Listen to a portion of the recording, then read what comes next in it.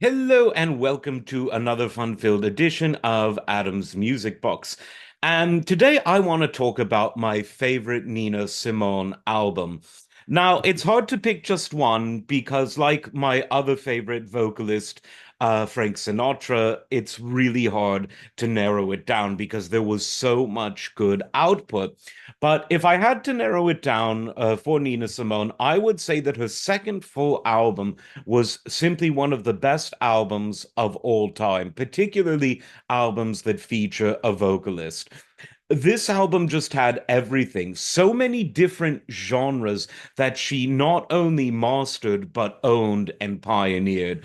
Nina Simone had one of those voices that AI or a record label chief could never really dream up. It wasn't one of those middle of the road voices that had sort of a contained popish virtuosity.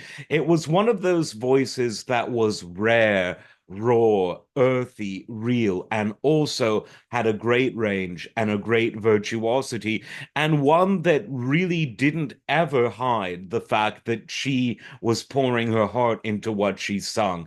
Nina Simone didn't have autopilot, and her increasingly political lyrics as her career continued from here on out really speak to the fact that what she's saying was what she felt.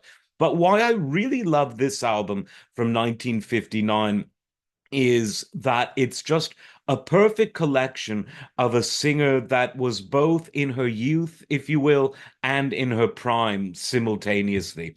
There was just something about it that was so perfect. It passes the test of not having any filler also.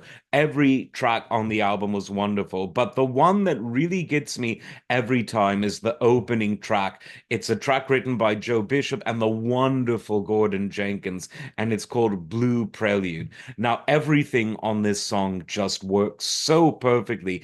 The arrangement, the depth of her voice, the fact that the rhythms cascade with so much rubato between her and the band.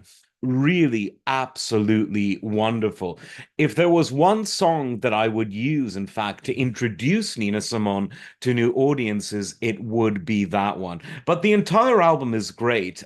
Children Go Where I Send You is a gospel tune that follows up Blue Prelude, which I think is one of the more interesting transitions ever on an album from something so seductive and sultry and almost romantic yet bleak with Blue Prelude, and then to just sort of an upbeat and passion gospel.